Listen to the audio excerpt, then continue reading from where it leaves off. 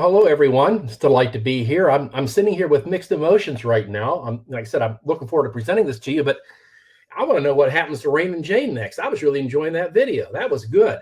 So thanks again for the invitation to be here with you. I appreciate the opportunity. Please forgive the background. I'm moving offices and I've had a lot of things moved around behind me, but hopefully the backdrop is not distracting for you. But I want to talk to you about how do you design e-learning to deliver results. And when we're talking about results, we're talking about the reason why you're given money in the first place, because that's what executives want to see. They want to see results. So let us move to what we want to accomplish during this session. Here's the objectives that I have, and I don't want to read them to you, but the whole idea is I want to provide you with a framework that you can use to guide your thinking to design and deliver e-learning, virtual learning programs that the executives will say that this is a worthwhile investment. This is a positive return on what we're looking for the investment, because we want to move from being perceived as a cost to investment. I heard someone say earlier that one of the biggest issues that you have in the industry is you spend all your money in production, but they don't want to spend money on evaluation at the end. We don't have the time or the money for it.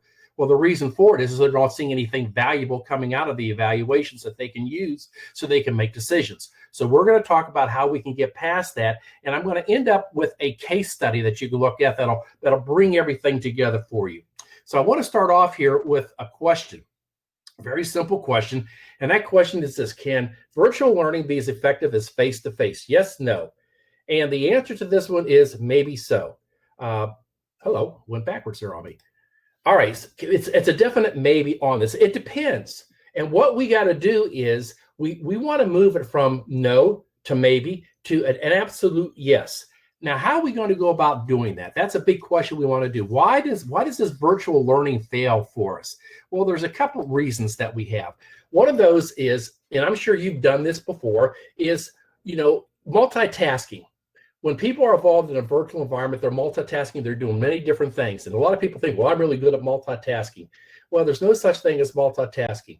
Multitasking means you're doing a lot of different things poorly. You want to be into single tasking, focus. And that's what we want people to do during our virtual learning, our e-learning environments out there. Another thing is managers don't support it. I've worked with organizations out there. If you're trying to engage in e-learning, you're constantly being interrupted, or you have to do it on your own time. That doesn't help. We don't have success based in on the learning. I mean, what does success look like? Are they going to pass a test? That's not why you were given money to create the e-learning programs that you have out there. They want to see something in return for it. They want to see something positive because they're trying to fix a problem, or they're trying to improve something. Because our programs are not designed to improve the impact measures, those business measures that executives want to see happening. And the other big issue that we have out there is the facilitator is missing. A lot of times we can design programs, we can rely on that facilitator to fill in the gaps. They can look at the eyeballs and see if them glazing over, rolling back of the head, ask different questions, do different scenarios to react. But when we're in the virtual environment, particularly e-learning, it has to rely on sound instructional design as we move forward. So we want to make sure that we're doing this properly. Now, I mentioned earlier that what executives want to see. And we've got a lot of research out there that shows executives are really interested in having data that helps them make decisions to move the business forward. That's what they want to see. They're investing their money in how do we go about improving workforce performance to improve organizational performance. So they're telling us right now that they're not getting that data. They're not getting any information on that. They want to see data that shows the impact that we're having on the business. We ask for a seat at the table. Well, when you have a seat at the table, you got to have something to say, something of value to add. We're not getting a seat at the table because we're not showing our value. And what the executives value, as you see right here, for the CEOs report that 74% said they want ROI, but only 4% of them are getting it. It's the most important metric to them because it balances the costs versus the benefits they're getting out of something. And we know that virtual learning, we talk about e-learning, we're talking about immersive reality and all the different things. That costs a lot of money. But they want to say, what am I getting in return for that? We don't have time for your projects. We have to move the business forward. So this is really important for us to keep in mind as to Why is management giving us money for the things that we do? Not for us to have fun and play games on the computer, but they're interested in meeting business goals and objectives. So we have to keep that in mind as we're moving forward. Now, when we're talking about ROI is really, it's a simple formula, and the math it's a piece of cake. As a matter of fact, the math is no more difficult than the math that we learned in the 4th grade. Now, I realize the 4th grade was a difficult year for many of us. In my case, both times, but we all made it through, didn't we? So what we got to do is look at this formula. Here's the formula. It's very simple. Benefit cost ratio is just, okay, what's the ratio between the program benefits and the program costs? And the ROI is we take the costs out because we want to know what the return on the investment was. So we take that investment out. So we have the net program benefits divided by the program costs, and we multiply that by 100 to turn it into a percentage. The challenge is getting those numbers that you plug in there. That's where we have the difficulty. So here's just an example of how easy it is. You can see the numbers, how they're doing, the benefits in green, the cost in red. You just do the simple math, and what do you have? Boom, there it is. What the top one is saying is it's a ratio, 1.76 to 1. So it's saying that for every dollar we invest on the right, we get $1.76 back. And down below for the ROI, we take that dollar investment out. That means we get a 76% increase, or 76 cents. So the math for calculating the ROI and the BCR is not difficult. What is the challenge is how do we go about getting those numbers? What we do is I want to share with you what we call a value chain, because that's what we're trying to demonstrate. When we deal with our e-learning products or whatever it is that we're having out there that's dealing with learning in a virtual environment, is we have to show the value, but we have to tell the story. That's what we just looked at with Ray and Jane. Story. We got to tell a story here that management will relate to and understand, so that they can remember these things, because they get overwhelmed with facts and data. We want to tell a story, and this is the value chain that we want to tell. The first thing they want to know is, okay, well, what are the costs? And that's what the inputs are. How many people did we train? How much did it cost? What are the hours? All those different types of things that we have. A lot of times we use what we call the BOC method of measuring it. The BOC, butts on chairs, whether it's in the classroom or in a virtual environment, we're just counting people and how much it costs to put them there. And our whole idea is that we always want to be collecting that because executives want to see that it's a cost. But where we really want to make sure that we're engaging folks is at level 1, because we want to know how people react to our course. We want to make sure that whenever they take our learning course out there, the virtual environment, e-learning environment, that they find it's relevant. That's what you see the little asterisk there, that it's relevant, that it's important to them. It's new content. They intend to use it. If they come back and they say, this is really great, this is good, I can really use this, that is a predictive indicator that it's more likely that they're going to apply what they learned on the job, which is what we want them to do, versus if they say, this is dumb, this is stupid, I can't use this, it has nothing to do with my job. That means you're not going to learn, and that means that nothing's going to change in the workplace. So we want to make sure that whenever we design and develop our learning program out there, that we make sure that it is relevant, engaging, important, and the things that you see listed here. And we want to collect that data. We want to collect it. And what we're finding is there's a shift out there. You see in the far right-hand side, our 2020 targets that we just did some research, global benchmarking on, is the emphasis is being shifted a little bit more. So the reaction is easy. The next thing we want to find out is, did they learn? Did they learn what they had to learn to change their workplace behaviors? Do they know the new concepts and trends and facts and the different things that you have listed there? And this is not difficult to measure. And we recommend, measuring this, right now we're looking at about 70% is what the benchmark. Now, where the real struggle comes in, this is where the biggest barrier is application. Does it transfer to the workplace? We want to make sure that they take what they've learned, they demonstrated that they can do it at level 2, and that they will do it at level 1. Are they actually doing it on the job? Has it become a part of their daily practices? Are they using it frequently? Well, that's what we want to find out. Have we changed their behaviors out there? And in this situation, we're looking at, about half the time, executives and organizations are saying, we want to know if we changed workplace behaviors, because that's why they gave us the money. Because What we do next is we go out and we measure those things, and we expect, as a result of them improving those workplace behaviors, that we're going to see an improvement in the business measures. And that's those business measures out there: productivity, time, quality, cost, the different items that you see here.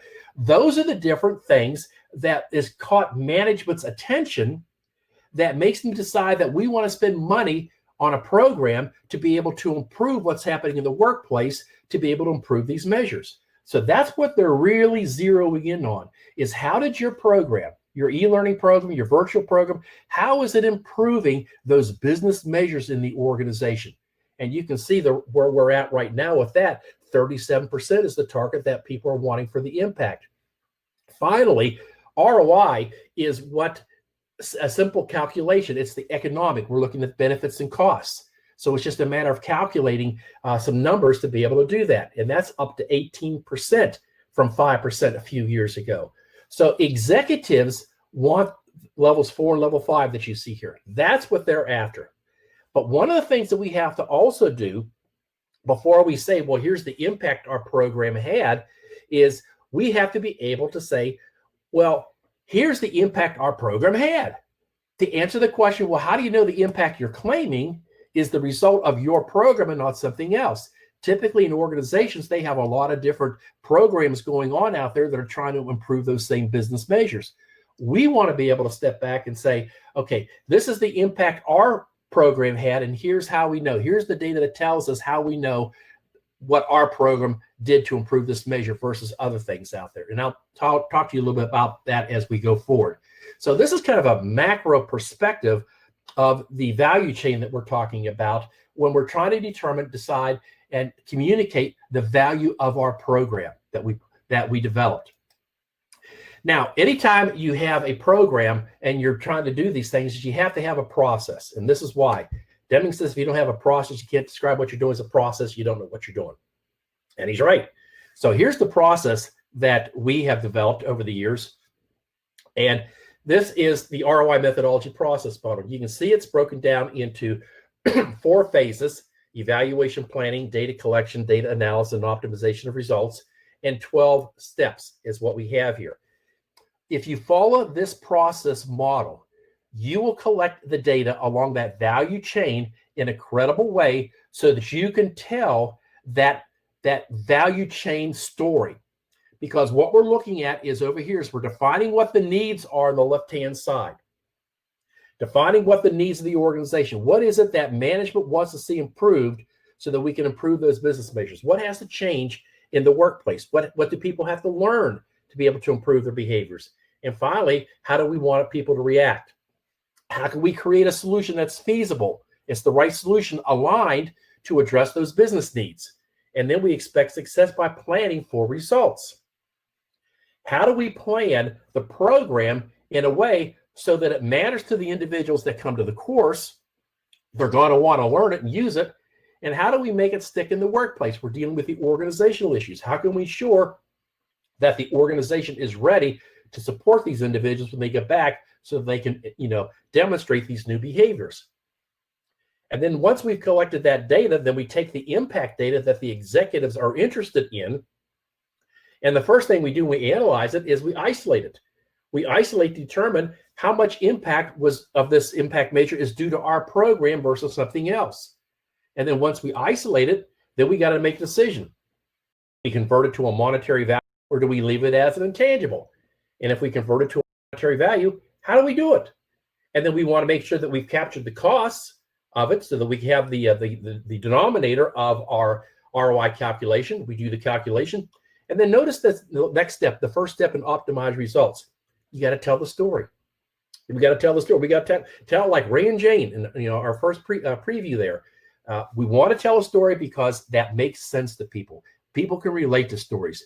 And then the final thing we want to do is optimize results using black box thinking. And that is from the airline industry, where we look at, okay, what went right in our program? What worked? What didn't work? And how can we make things better? How can we improve this program? So this is, a process that we've used, and it's used by over 6,000 organizations around the globe, to include the United Nations and the World Bank, of how they evaluate their programs and ensure that the programs that they're evaluating are aligned to meet organizational needs. Now, anytime you have a process, you have to have guiding principles. And we have 12, as you see right here. I want you just to scan this real quickly. You know, there's a lot of things in here, and you probably don't understand what these are all about. But these are critical to help us ensure that we're consistent in how we apply the ROI methodology in the 12 steps. Let me kind of explain these to you in using a graphic here. This is what we call the chain of impact, also called the value chain. But what we want to do is the first two guiding principles deal with telling the story. We want to tell this chain of impact story. So it says that whenever you're evaluating at the higher levels, you always want to evaluate at the lower levels so you can tell that chain of impact story. People are not going to believe the impact and the ROI if you can't tell them how people reacted to it, what they learned, and if they changed their workplace behaviors. So we got to tell the complete story. But if we're going to the higher levels, we don't have to be as robust in collecting that evaluation data at the lower levels because the focus is on the higher levels. Where we get in trouble is we spend all of our money collecting data at the lower levels and we don't have any money left over at the higher level. You got to collect data that's good enough that's going to satisfy management. And you do that during the planning phase when you're working with them and saying, okay, how much depth do you want to go on these things? Here's what we're able to do. And here's how far we're able to go if you want to do it that level. The other thing that you see here is before we get to the impact level, before we can claim impact, we got to isolate the effect of the impact. So that what we're saying is, when we're telling them here's the impact of our program, we can demonstrate that this is the impact of our program and not other programs. And then, of course, after we've done that, we convert it to a monetary value. We tabulate the fully loaded costs. And by fully loaded, we mean fully loaded. You calculate your ROI, and then you have your intangible benefits down there as well. And you want to use intangibles because what? They have value as well. So these are all important things. So we're creating a chain of impact, kind of like a chain of evidence in a court of law. That's what we're doing here to tell our story. We have a good story when we're dealing with our e-learning programs out, and we want to tell that story in a way that's credible to the executives. So we want to have credible sources, credible data. And that's what the guiding principles help us to do using our methodology. Whenever we're looking at it to create a positive ROI, there's certain things that we want to do, and this comes from design learning and design thinking, I should say. And design thinking is very human-centric, and that's what we're about. We're about improving organizational performance, about improving the performance of people. We're human-centric. You always have to start with the why. And when you start with the why, and you want to ensure that your solution is feasible to the organization, and you want to make sure that you define what success looks like by using program objectives. And when we design our solution, we want to make sure that we're designing for the application for them to use it in the workplace to improve those impact measures.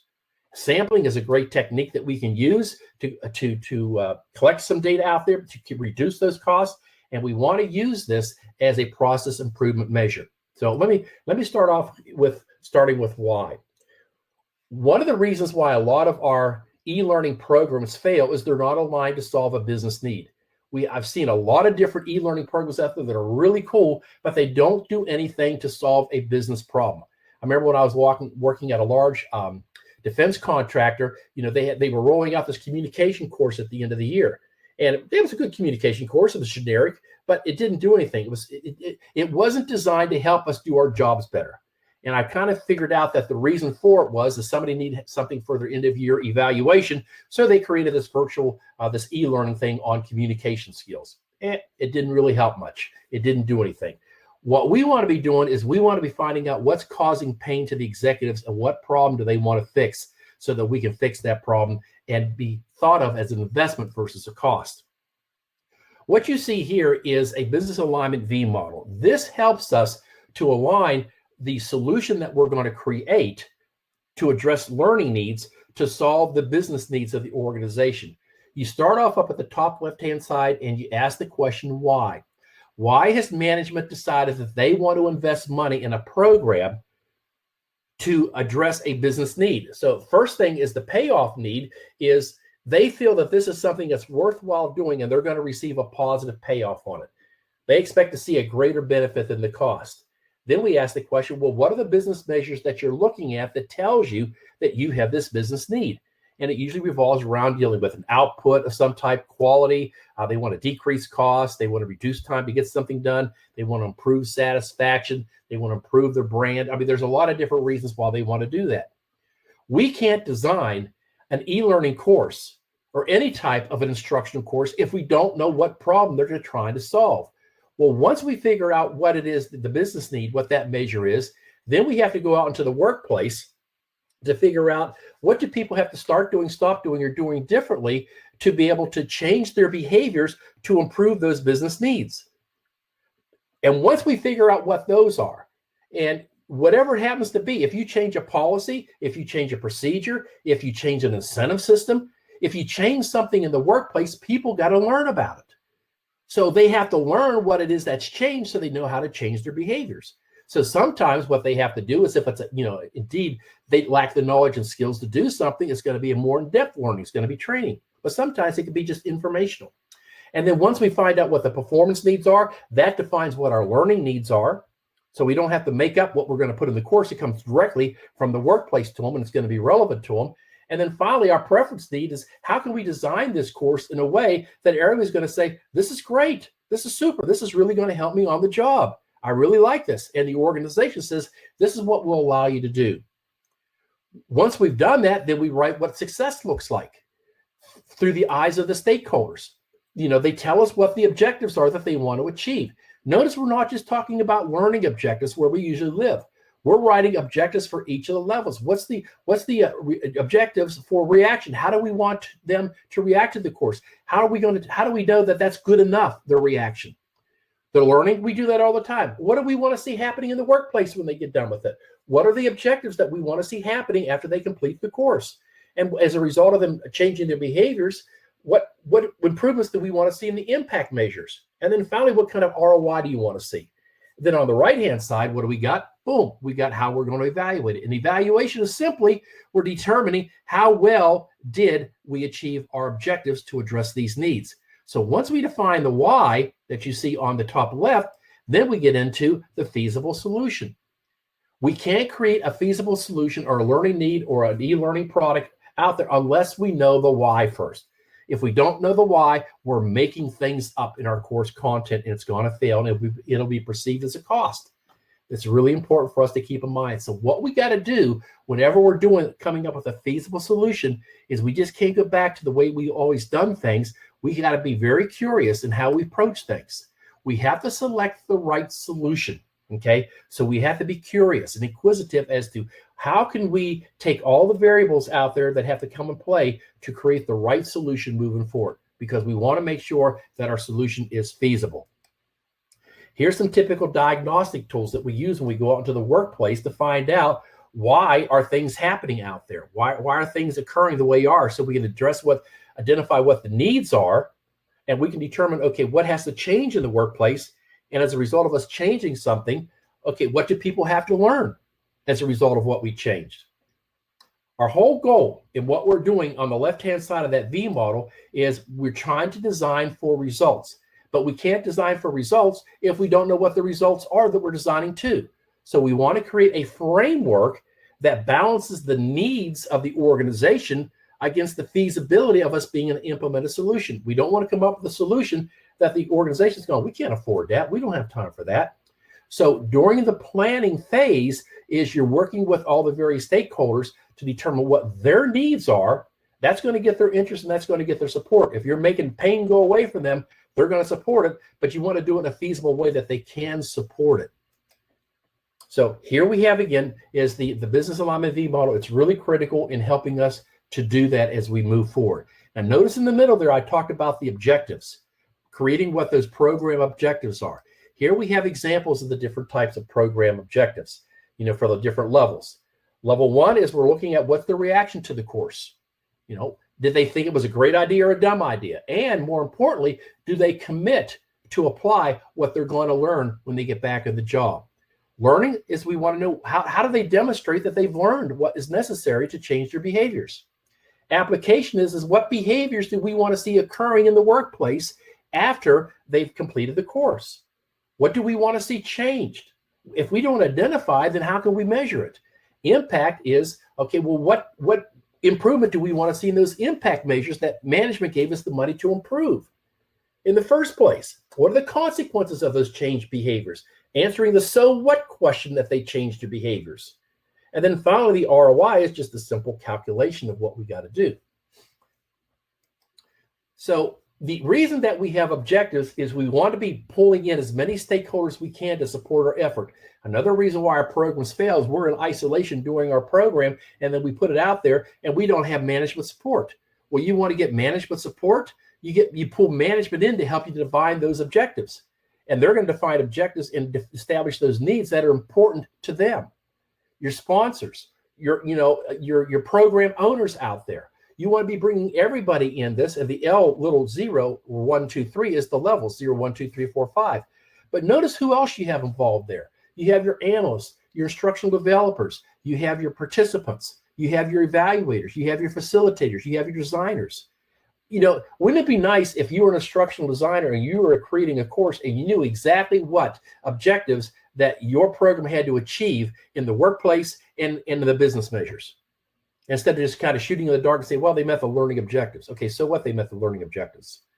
That's not what you were given the money to do. The money was given to them to be able to improve workplace behaviors. But you're thinking, well, I don't have any control over that. Well, you're right, you don't. That's why you got to bring in the supervisors and the managers out there to get them involved in this, because you're going to say, I'm going to change their behaviors to do this, and this is how it's going to help you.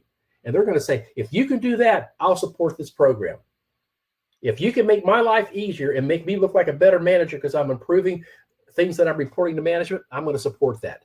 So that's why planning is absolutely critical. That's why we have to have a plan on how we're moving forward. Now, here's objectives that you can see, different rules that we have for objectives. Again, let's involve the subject matter experts and the key stakeholders. Keep it relevant for them. Make sure that you don't overwhelm them with objectives. I've seen programs out there that have 100 objectives. Well, how in the world are you going to manage that? You also want to make sure, like for number 8, your objectives, you are evaluating the program. You're not evaluating individuals. That's the important of those program objectives are related against the effectiveness of the program. Keep that in mind. Don't ever forget that, because that's our swim lane is evaluating the program, not individuals. That's what the supervisors do. Now, here's a little exercise, and I'm just going to spend a minute for you on this, is take a look at these objectives here. These are examples of objectives. And what they do is they represent what you will evaluate with when you're evaluating your program. For the example, for the first one, decrease citizen complaints by 20% in 1 year. That's what we call an impact measure. So if I'm creating a program to deal with citizen complaints, reducing citizen complaints, I know that they won't consider my program successful unless we reduce it in 1 year by 20%. The next one that you see is being able to manage a remote team. That's something that's happening in the workplace. So we want to see after they complete our program on how do you manage a remote team, we want to see them actually doing it. Perceive the information management systems as appropriate. That's a perception. So that's an attitude. So what we have is on this slide is this is an example of how you can use evaluation levels to be able to determine what it is that your program has to achieve at each of the different levels. And if you don't know these, then you're guessing. And that's why we miss the mark a lot of times. And this is why management doesn't care about evaluating our programs. It's because we never give them data that's useful to help them to determine whether the course was effective or not. So the evaluation objectives are really, really important for us to use. Okay, this is another way of looking at that business alignment V model, and you can see what this is. This is for a blended learning solution. Notice how the left-hand side, you're working your way down from level 5, the payoff need. Why did they want to implement this program? They wanted to avoid costs associated with controllable wasted rework. Well, what's their business measures? Reduce controllable wasted rework. Pretty much the same thing. And they want to increase work engagement. Well, guess what they're going to measure at the end when we implement our program. They want to know, did we reduce controllable waste and rework, and has work engagement improved? I'd like to know that if I'm developing the program. Well, then we go out and we do some sniffing around. We figure out, well, what's causing these issues? What's happening in the workplace that people have to start doing, stop doing, or doing differently? Well, there you see listed things that have to happen. Well, now that we know what has to happen in the workplace, now we know the content of our course. Our course has to give people the knowledge and skills and the information necessary so they can change their behaviors in the workplace. If we don't have the level 3 needs data, then how in the world are we coming up with our course content? So that's absolutely critical to do. And then finally, the preference needs down there is how are we going to develop this program according to the preferences of the individuals going through the course? Well, we want to make sure it's relevant, and useful, important, and something they find useful and helpful. Now, take a look at the objectives.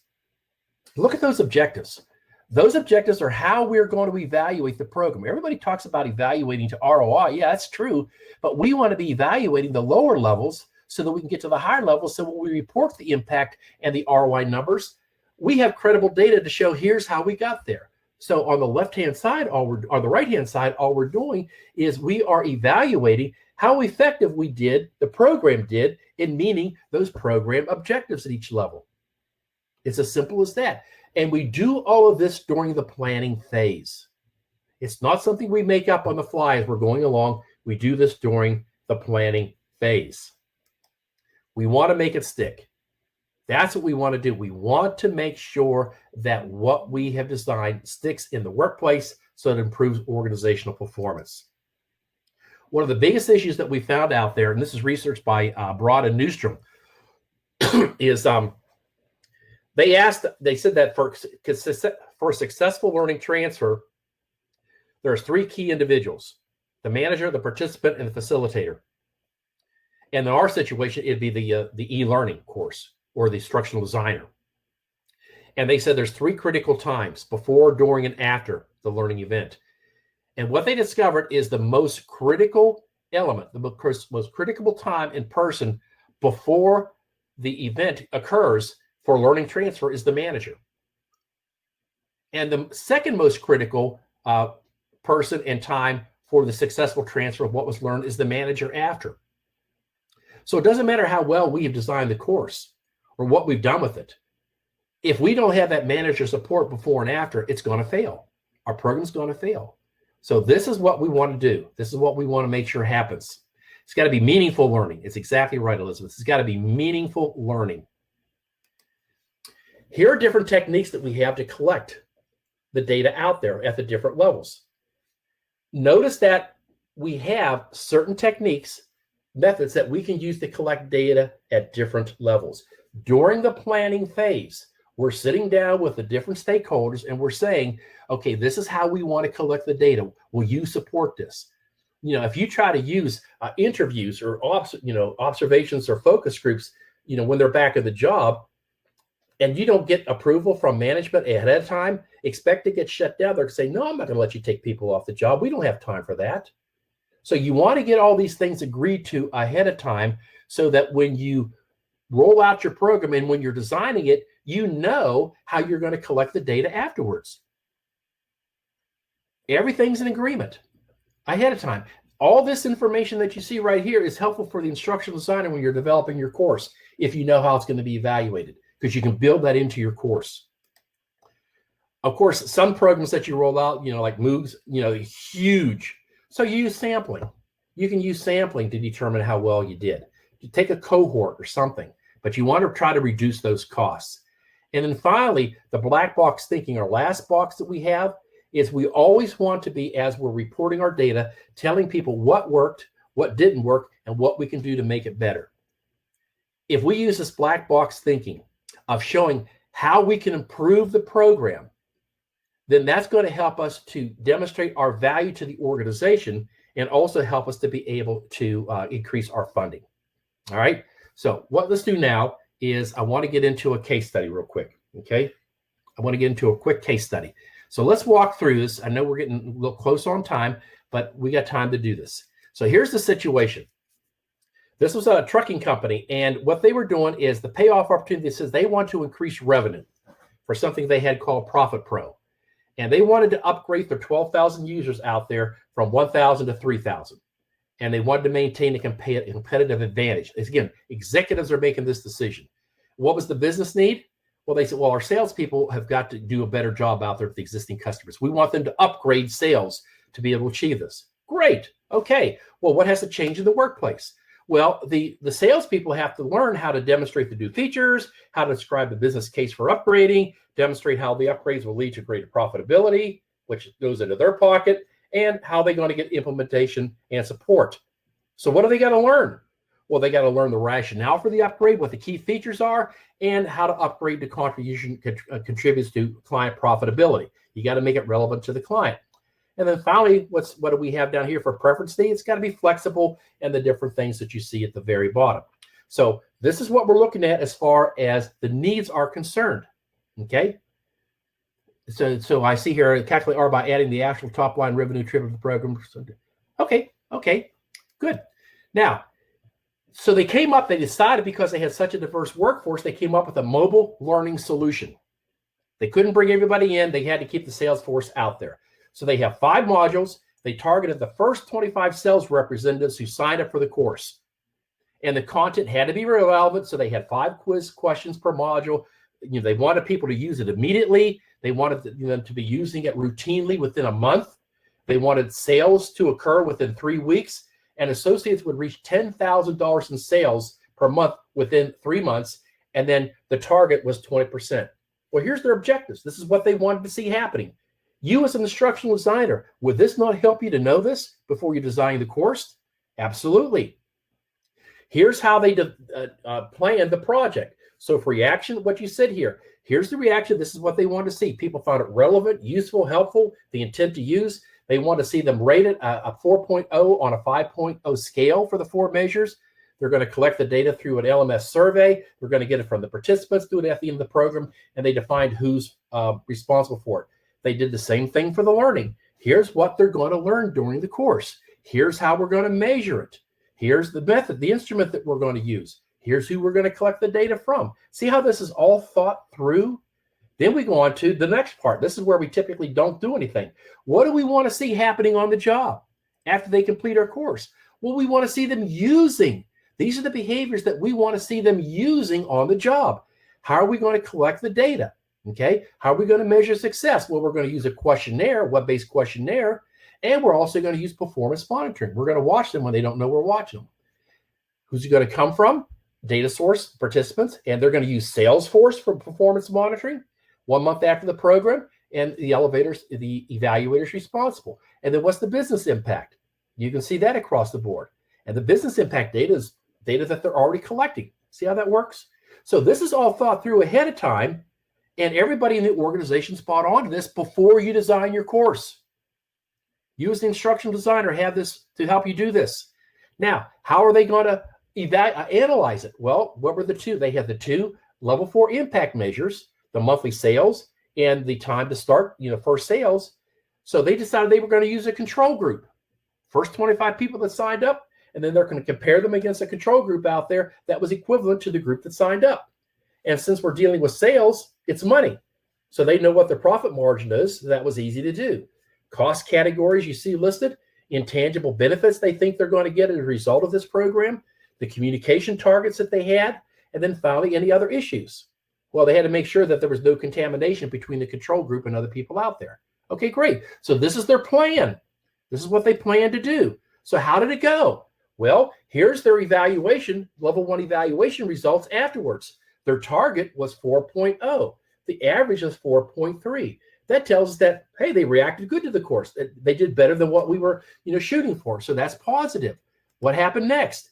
Here's what we're talking about for the scores. Okay, the learning results. Did good. Okay, the target was 20. So we're looking at 20.8. Okay, not bad. Not bad. Go on to the next one. What do we have going on here? Application results. What was our target? 4.0.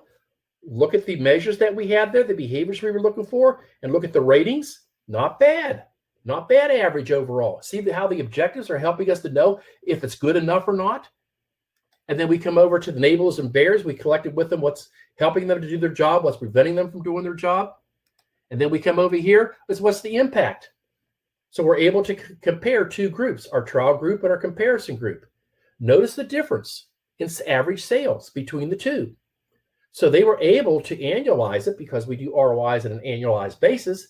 And they said they had a 20% profit margin. So they were able to calculate what the profit was, not total sales, but what the profit was. Next, we go into what? We got to know the costs. Well, here's the costs that they calculated. Now, remember, they're working with finance, with the numbers. Anything dealing with money, you want to be working with finance. You want to have them involved in the planning process up front, getting them involved. You don't do this on your own. So what do? Now they want to calculate the ROI. So we know what the benefits are. They know what the costs are. There's our numbers. And look at that. Look at that. That's what they came up with. And the key thing about this is when they presented this information to the executive board says 311% ROI. Are you kidding me? He looked over to the CFO and the CFO said, no, those numbers are right. They got it from us. We worked on it together. This is what you want to be doing. This is what you can be doing. This is an e-learning course. This is an e-learning course. You can do this if you have a plan, if you have a methodology to how to go about doing it. That's what we want to do it. Here's some intangible benefits they came up with that they were able to measure. So these are all positive things that have value. So the key thing we're looking at, and I'm bringing this to the close for you all, is these are the things that using the ROI methodology to evaluate your program so the impact and the ROI level helps us. These are the things that they help us to do. And the top one is a very critical one. It's really critical, but we're never going to get there if we don't do the second bullet, align our projects to the business needs. That's where we fall down a lot. We got to make sure that we do that. So we got to be proactive. You know, we got to do this.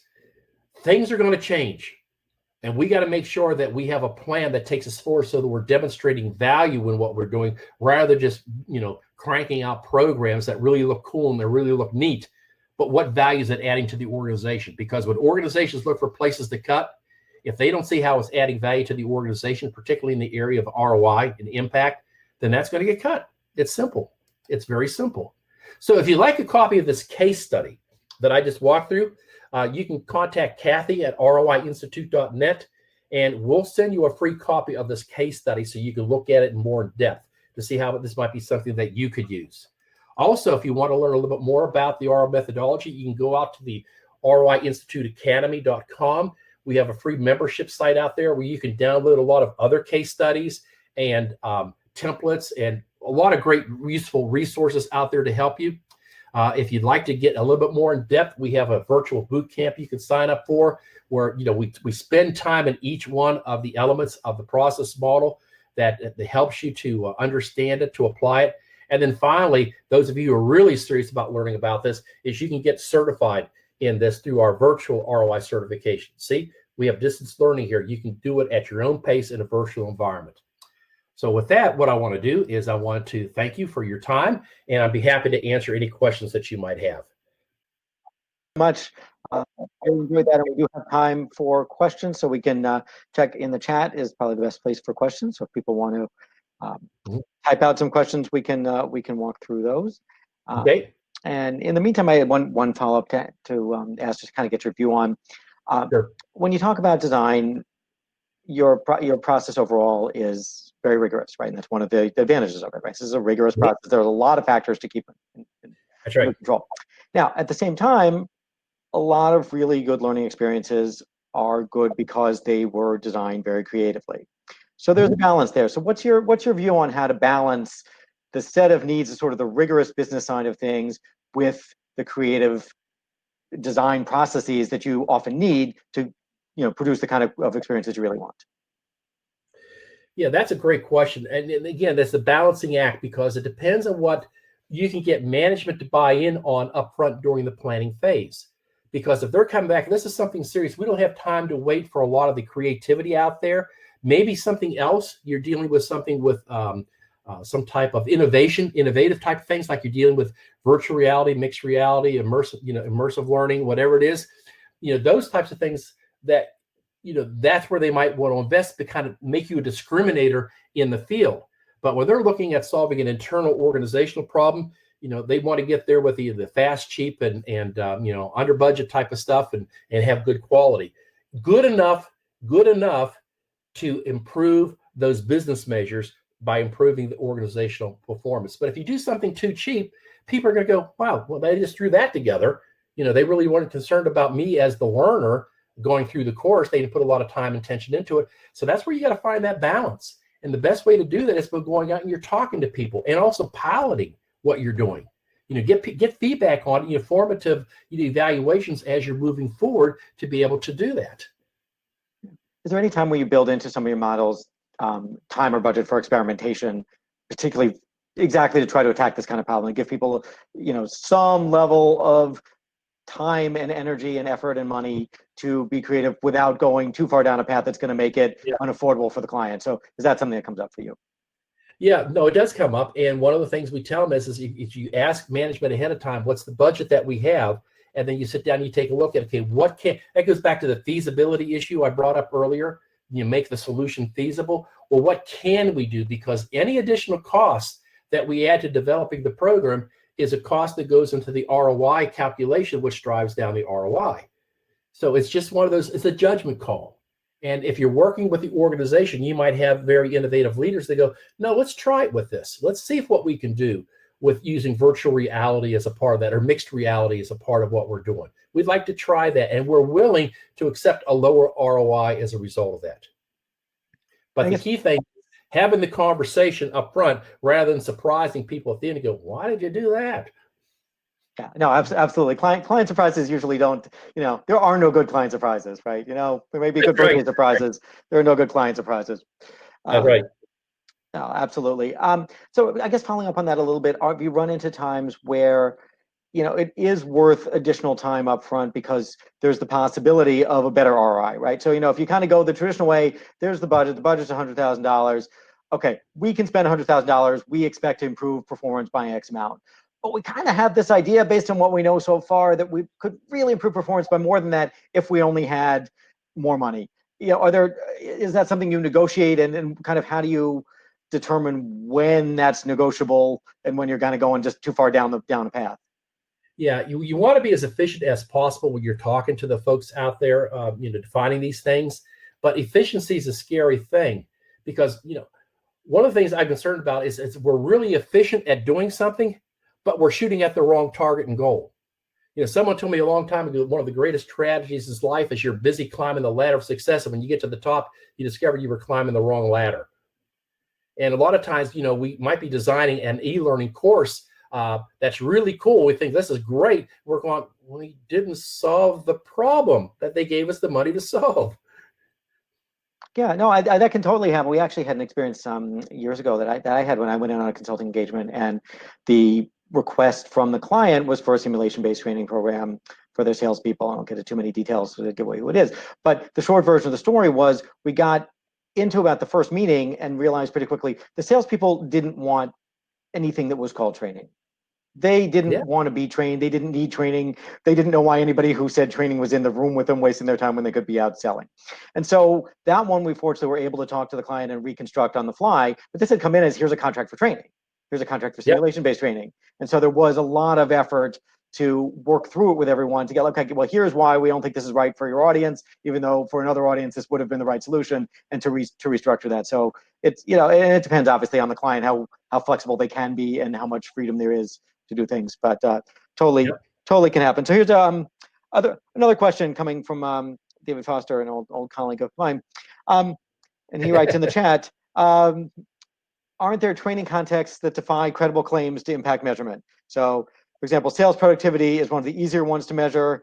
In contrast to, say, wellness training, which might require teams of psychologists to measure impact. So are there contexts where it's just impossible to measure what good is, what return is? Well, yeah, and that it depends upon how much money you're willing to spend. One of the things that we teach is how do you determine whether to leave something as an intangible or convert it to a monetary value? Wellness, okay, fine. Well, could we convert it to a monetary value is the first question. Do we have a unit of measure? Well, wellness is a very vague term. Well, how do we know that the wellness program is working? So we want to take it from a soft measure like that and try to tag it with a hard measure. Well, how do we know wellness is working? Well, we have less absenteeism, maybe. The other one issue that we might have an improvement in productivity. So we're looking for tangible measures that tells us that the workforce is healthier. Maybe we have less people less time off to go to the doctor because they don't have less health issues. So we got to define up front what are those indicators that tell us that the wellness program is working. And then we decide if we want to assign a monetary value to it to convert it to an ROI. But sometimes executives will decide that, no, if I know we have this wellness program, it's good for our employees. Example, there's two very large telephone companies out there. I won't mention who they are, and they deal with customer satisfaction scores. One of those companies is they say, no, if we see customer satisfaction scores improve, that tells us that we're going to get additional revenue because it's a positive thing. The other telephone company says, no, we want to convert it to a monetary value. So we want to know how much more money we're making going from a 4.6 to a 4.7, and we're willing to pay for it. So that's a call that management makes of what they're willing to do. So soft measures, we do a lot of work right now with soft measures. As a matter of fact, one of the groups that we're working with is hospital chaplains. Hospital chaplains are now being required to demonstrate the impact that they're having on patient care and adding to the ROI of the organization. Now, who in the world, chaplains, what do they say each time? Just have faith in us. It's a faith-based program. Not anymore. Well, what we've been doing is we've been doing impact and ROI studies with them, and they have been demonstrating to executives this is how they're affecting patient safety by reducing costs. They're reducing costs by virtue of length of stay. They're with return visits to the hospital out there. They're also dealing with family members, and they're also talking about the benefits they have with ministering to staff members with burnout and turnover. So they're able to quantify the things that they're doing into something that's tangible to executives that they can put a price tag on. They're going, we're going to keep you around. Oh, so okay. So we're sort of summing up with, you can't always just have faith in chaplains. And I think the other big takeaway was you can't put a price on happiness, but what you can do is measure the results of the effects of happiness and try to measure it that way. So I think that's exactly right. How do you make more happier? So I think what are the tangible to tell you that? Yeah, absolutely. So this is not just ROI. I think this is a life philosophy buried in there, and we're probably better off if we try not to surface it anymore. But it's really interesting work. I think we are coming down to the end of the time for the question period. So Tim, I want to thank you so much for all of your time and being here, and hopefully you'll be around for rest of the conference, checking in and enjoying some of the other sessions, and maybe being in the chat. So really enjoyed talking about this. This is the ROI Institute obviously is very, very well known, and we're just delighted to have you here. So thanks once again. Well, it's a pleasure to be here. Thank you for the invitation. Absolutely. Thanks.